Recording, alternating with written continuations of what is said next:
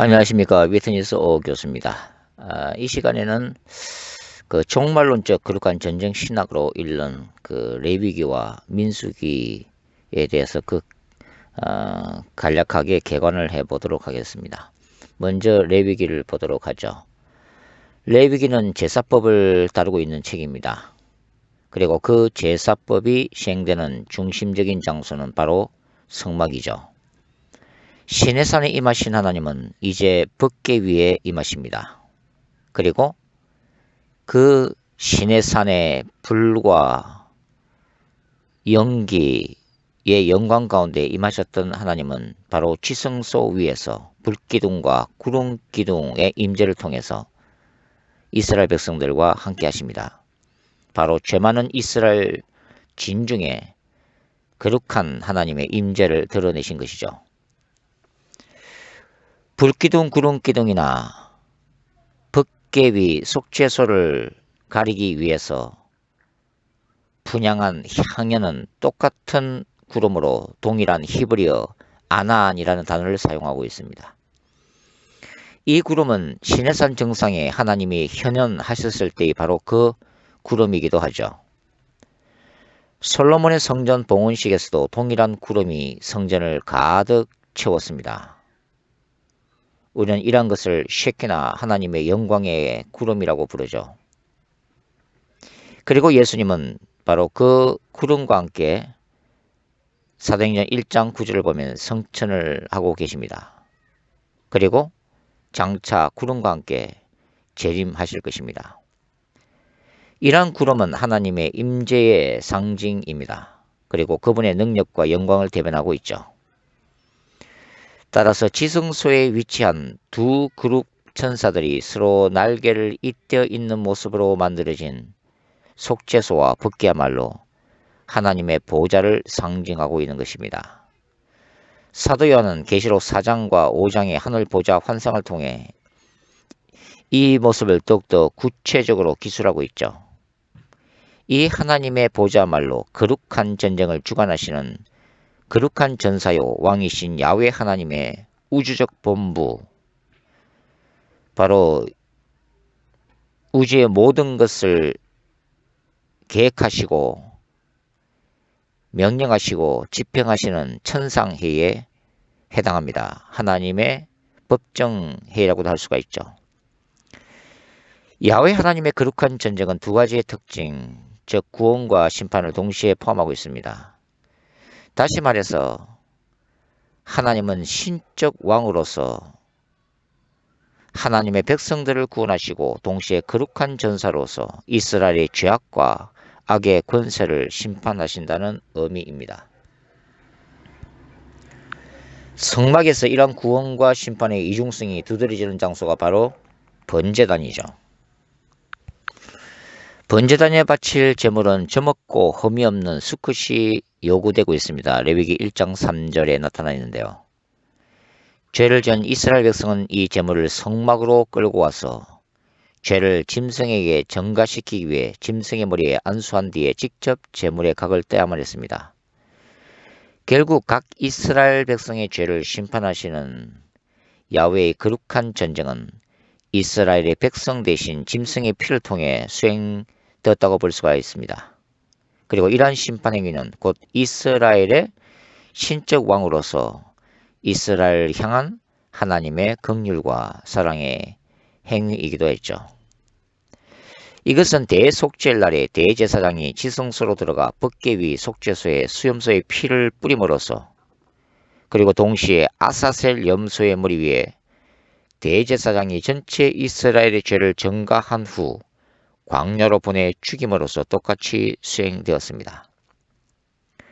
이러한 야훼의 구원과 심판은 예수 그리스도를 통해 십자가 위에서 수행된 종말론적 거룩한 전쟁을 통해 완성되었습니다.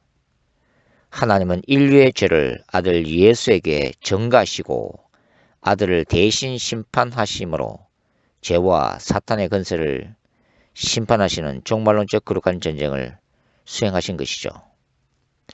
이 심판 행위를 통해 하나님의 공의가 이루어지게 됩니다. 동시에 죽임당하신 어린 양 예수 그리스도의 피를 통해 하나님과 죄인된 인간 사이에 죄의 용서함 그리고 영원한 화해가 선포되고 이루어짐으로써 신적 왕으로서 하나님의 백성을 구원하시는 거룩한 전쟁이 동시에 이루어진 것이죠.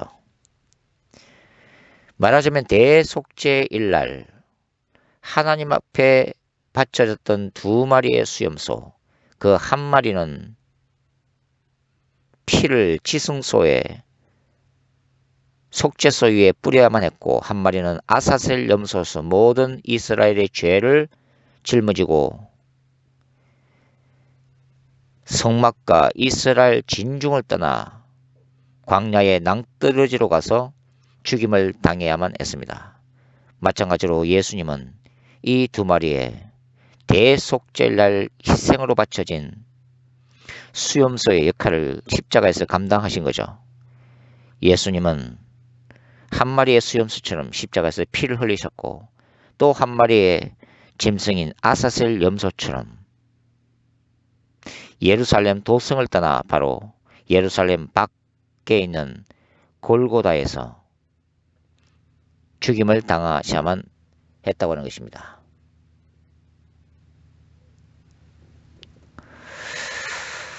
야훼의 거룩한 전쟁은 야훼 하나님 자신의 속성을 계시하고 있습니다. 하나님은 언약에 대해서 신실하십니다. 그분의 신실하심은 죄를 범한 그분의 백성들에 대해서 오래 참으심과 그분의 긍휼, 헤세드를 통해서 나타나시죠. 동시에 하나님 자신의 거룩하심과 공의로우심은 그분의 백성이 범하는 죄악에 대한 징계로서 드러나는 것입니다. 구약에서 아브라함이 약속하신 언약의 신실하신 하나님의 긍휼이 애굽을 대적하는 그분 자신의 거룩한 전쟁을 통해 구체적으로 드러난 사건이 바로 출애굽 사건입니다. 동시에 하나님이 그분 자신의 정의로우심과 거룩하심 때문에 우상 숭배와 불순종에 빠진 이스라엘을 심판하신 거룩한 전쟁의 대표적인 사건이 바로 바벨론 사건이죠. 신약의 요한계시록에서 십자가 언약의 신실하신 하나님의 종말론적 거룩한 전쟁의 결과로 이루어진 최종적인 구원 사건이 새하늘과 새 땅이라면 구원의 유일한 길인 예수 그리스도의 복음을 의지적으로 거부하고 끝까지 회개치 않은 죄악된 인류에게 행하시는 하나님의 종말론적 거룩한 전쟁의 최종적인 심판 사건이 바로 영원한 불못, 곧 지옥인 것입니다. 따라서 야훼의 거룩한 전쟁 신학에 있어서 하나님의 백성들에게 요구되는 것은 인간의 죄악과 악의 권세를 대적하는 하나님의 군대로서의 아이덴티티, 정체성이라고 말씀을 드릴 수가 있습니다. 이런 사실은 무엇보다도 하나님의 백성으로서 신자들이 자기 자신 안에 존재하는 죄악된 본성을 끊임없이 대적하는 것을 말합니다. 끊임없는 회개를 통해 자아를 지속적으로 십자가에 못 박는 것을 말하는 것이죠. 이러한 과정이 신자들이 먼저 하나님의 거룩하심을 추구하는 거룩한 신부로서 서는 과정인 것입니다.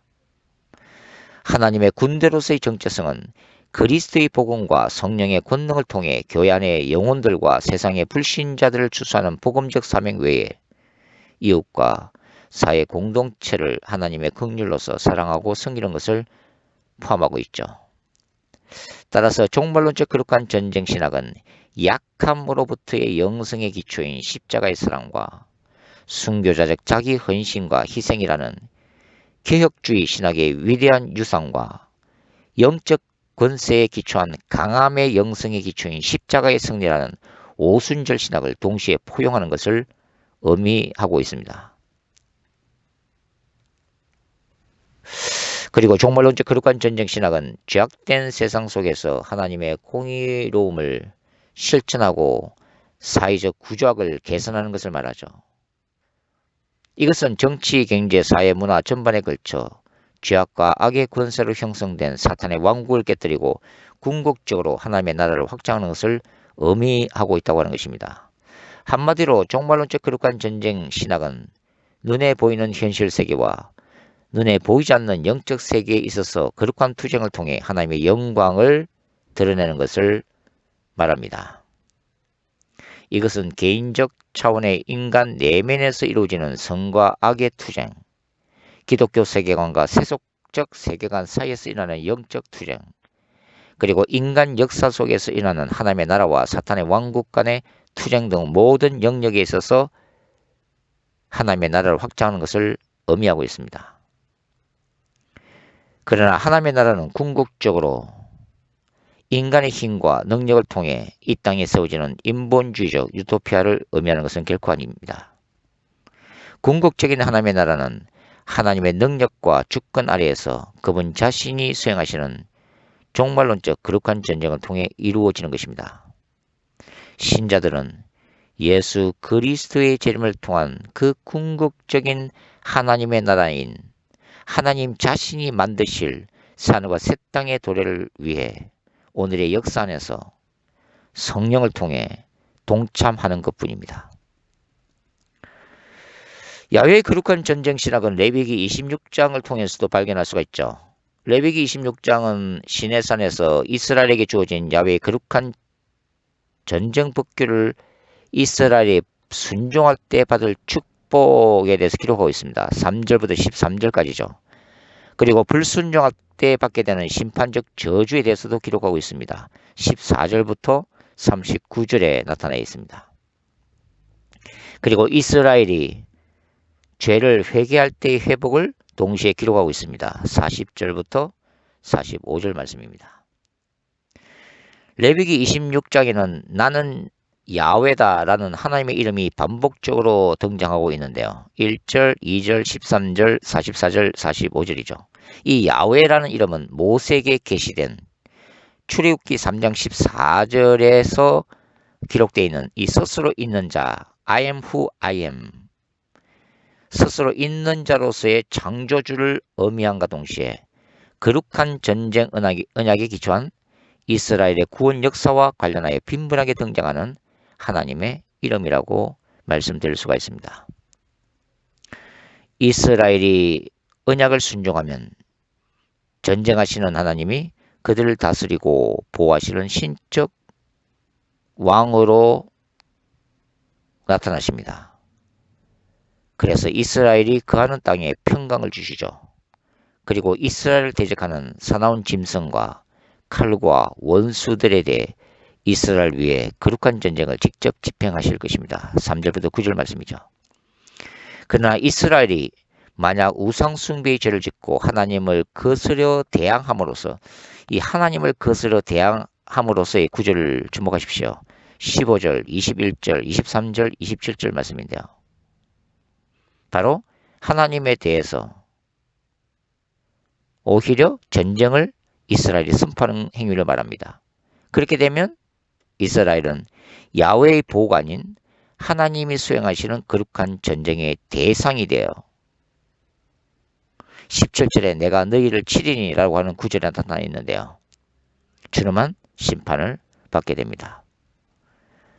그 심판의 내용은 야훼께서 그분의 백성이 이스라엘에 대해서 19절에 내가 너희를 꺾고 22절 너희를 멸하고 25절에 칼로 언약을 어긴 원수를 갚을 것이며 그리고 33절 말씀에 여러 민족 중에 흩어버리고 땅이 황무하며 성읍이 황폐하게 될 것이라는 말씀에 구체적으로 나타나 있습니다. 야훼께서 이스라엘을 징벌하시는 거룩한 전쟁의 도구들은 18절부터 20절까지는 기근과 흉년, 그리고 21절과 22절에는 덜짐승의 공격, 23절부터 26절은 전쟁, 그리고 27절부터 39절에서는 궁극적으로 전쟁으로 인한 예루살렘의 멸망과 포로 상태로 나타나고 있습니다. 그럼에도 불구하고 이스라엘이 이러한 거룩한 전쟁의 결과에 대해 진심으로 회개하게 되면 하나님은 거룩한 전쟁 언약을 다시 기억하실 것을 말씀하시죠. 42절과 45절 말씀입니다. 하나님이 기억하실 거룩한 전쟁 언약은 어떤 것이죠? 이스라엘을 보호하여 바로 기업의 산, 시온산으로 인도하시는 신적 왕으로서의 언약이죠. 출애굽기 15장 17절 말씀입니다. 그리고 이스라엘을 제사장 나라로 삼을 것이라고 하는 바로 신해선 언약이죠. 출애굽기 19장 6절 말씀에 나타나 있습니다. 결국 하나님이 이스라엘을 징계하시는 주된 목적은 이스라엘로 하여금 야훼의 거룩한 백성으로 다시 회복시키시고 이스라엘을 통해 하나님의 영광을 드러내시기 위한 것이며 이스라엘의 궁극적인 구원을 위한 것이라는 의미입니다. 광야 시대의 이스라엘에게 성막의 존재는 거룩한 전쟁을 선언하신 하나님이 친히 임재하여 계신 거룩한 장소였다고 말씀드릴 수가 있습니다. 성막은 고대 이스라엘 신앙의 중심지이기도 했는데 그 당시에 고대 근동의 국가들도 나름대로 신전을 중심으로 신권 정치를 했음을 찾아볼 수가 있습니다.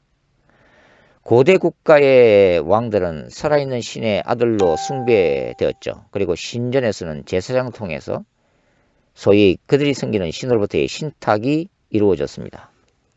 신전에서는 국가가 숭배하는 국가의 수호신, 최고신 또는 전쟁의 신을 위해서 정기적으로 제사가 바쳐졌죠.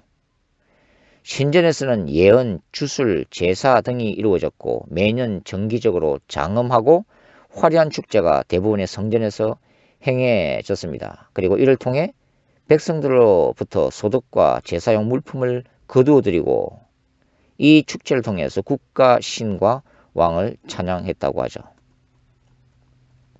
느부갓네살의 바벨론 제국도 예외는 아닙니다. 독일의 고고학자 로베르토 콜데바이 교수가 이라크 남부 지역에서 발굴한 바벨론 유적 이야기에 따르면 유적 발굴 결과 입구인 이슈타르 문에 위용이 드러났습니다. 이 이슈타르는 전쟁의 여신으로 알려져 있죠.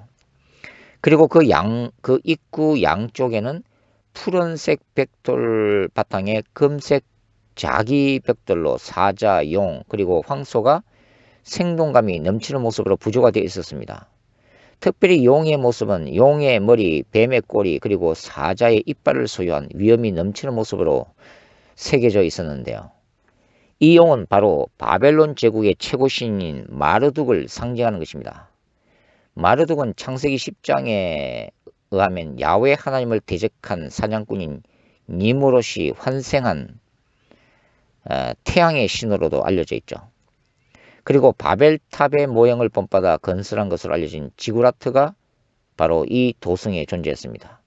지구라트는 하늘과 땅을 이어주는 우주의 기초이자 우주의 중심지로 간주되었죠.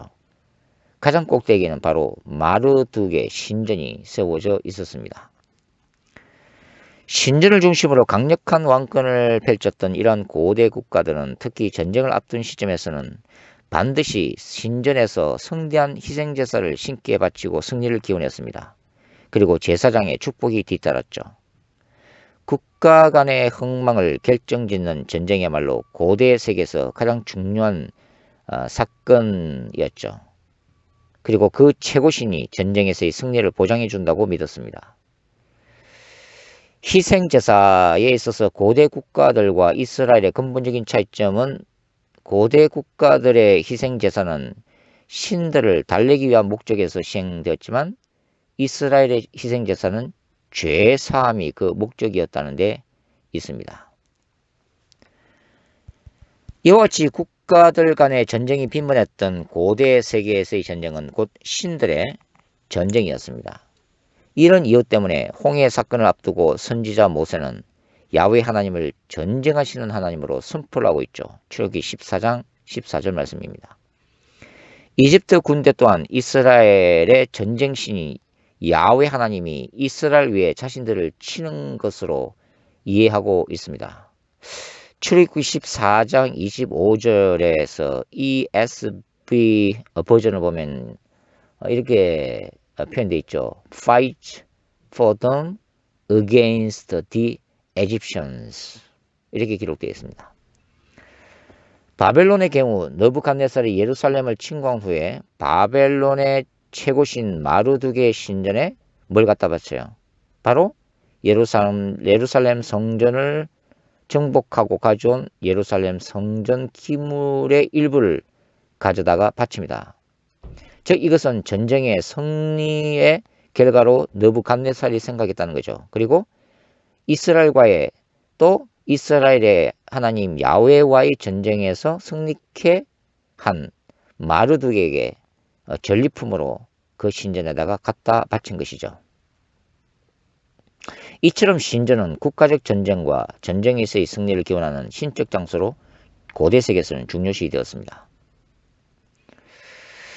성경에서 하나님의 거룩한 전쟁을 주관하시는 야훼의 신전 개념은 그리고 이 예루살렘 성전의 기원은 창세기 2장의 에덴 동산에까지 거슬러 올라간다고 말씀을 드릴 수가 있습니다. 에덴 동산은 창조주 하나님의 방문과 임재의 장소였기 때문이죠. 그러나 실제적으로는 카인과 아벨의 제단 이후 믿음의 족장들이 개인적으로 쌓았던 제단에 기인하는 것으로 보입니다. 개인 제단이죠. 그 후 모세는 시내산에서 받았던 하나님의 계시의 기초에서 성막을 만들었습니다. 그리고 이 성막은 하나님의 영광스러운 임재의 장소가 되었습니다. 특히 언약궤는 야훼의 거룩한 전쟁에서 이스라엘로 하여금 대적과의 전쟁에서 승리케 하는 하나님의 임재와 능력 그 자체였죠. 그리고 여호수아의 가나안 정복 전쟁 이후 이 언약궤는 이스라엘 민족에게는 승리를 약속하는 거룩한 상징물이 되었습니다. 그러나 그럼에도 불구하고 이스라엘이 죄를 범할 때는 아무리 언약궤를 앞세워도 승리하지 못했죠. 왜냐하면 이스라엘의 회개치 않은 죄 때문에 하나님의 신성이 바로 언약궤를 떠났기 때문입니다. 왕정시대를 보면 왕정시대의 다윗왕은 새 수도인 예루살렘으로 언약궤를 모셔오죠. 그때 대대적인 축제와 제사를 벌였다고 사무엘하 6장은 기록하고 있습니다. 그리고 다윗의 아들 솔로몬 왕은 성막의 구조에 기초해서 아름답고 웅장한 솔로몬 성전을 지어 하나님께 봉헌했습니다. 그리고 두 돌판만이 즉 십계명이 새겨진 이 두 돌판만이 들어있는 언약궤를 지성소에 안치하게 됩니다. 그때 성전 안에는 영광의 구름이 가득해서 제사장들이 서서 숨기지 못할 정도였죠. 열왕기상 8장 10절과 11절입니다. 이 솔로몬 성전은 주 587년에 바벨론 제국에서 파괴되어지게 되죠. 그리고 70년에 바벨론 포로 생활에서 돌아온 대제사장 예수아와 총독 스룹바벨에 의해서 주전 516년에 언약궤가 사라지고 없는 상황에서 제2성전인 스룹바벨 성전이 완공되어지게 됩니다. 그리고 세월이 흘러 신약시대가 열리고 바로 유대인의 환심을 사기 위해서 헤롯 대왕이 바로 이 제2의 성전인 스룹바벨 성전을 대규모로 정축 공사를 하게 되죠. 굉장히 웅장하게 인테리어를 합니다. 그래서 예수님 당시에 예루살렘 성전, 헤롯 성전이 건설되어지게 되죠. 그러나 바로 이 성전조차도 이스라엘의 메시아를 거부한 그 죄악 때문에 주 70년 로마 제국의 티투스에 의해서 예루살렘은 다시 파괴되어지게 됩니다. 자, 눈에 보이는 성전 시대. 그러나 이 눈에 보이는 성전 시대는 눈에 보이지 않는 성전 시대로 이동하게 됩니다. 바로 사도 바울에 따르면 참 성전으로 오신 예수 그리스도 안에서 믿음을 통해 칭의를 받은 신약시대의 신자들은 바로 무빙 템플, 움직이는 성전, 리빙 템플, 살아있는 성전 그 자체가 되었죠. 그 신자 안에 성령께서 직접 내주하시기 때문입니다. 고린도서 3장 16절이죠. 이것은 눈에 보이는 성전 시대가 종말을 구하게 되었음을 의미합니다. 그리고 장차 우리 주 예수 그리스도의 재림 이후 하늘에서 내려오는 새 예루살렘 성 안에서도 눈에 보이는 성전은 존재하지 않을 것입니다. 계시록 21장 22절이죠. 왜냐하면 새 예루살렘 성 자체가 바로 성막과 예루살렘 성전에 존재했던 거대한 지성소 그 자체이기 때문입니다. 새 예루살렘은 예수 그리스도의 재림이라는 야훼의 종말론적 거룩한 전쟁에서의 승리의 결과로 신자들에게 주어지는 상급이죠. 하나님은 재림을 통해 악의 삼위일체와 땅에 거하는 자들, 엄녀 바벨론 그리고 사망까지 심판하십니다. 따라서 이제 신자들에게도 이 땅에서의 거룩한 전쟁 자체가 영원히 사라지게 됩니다. 신자들은 거룩한 전쟁에서의 승리 뒤에 찾아오는 바로 영원한 안식을 새 예루살렘 안에서 보내게 될 것입니다. 영원한 천국이죠. 그리고 영원하신 왕이신 그리스도와 함께 영광을 누리게 될 것입니다. 이것이 종말론적 거룩한 전쟁 신학 안에 내포된 궁극적인 승리 신학이며 종말론적 희망의 신학인 것입니다.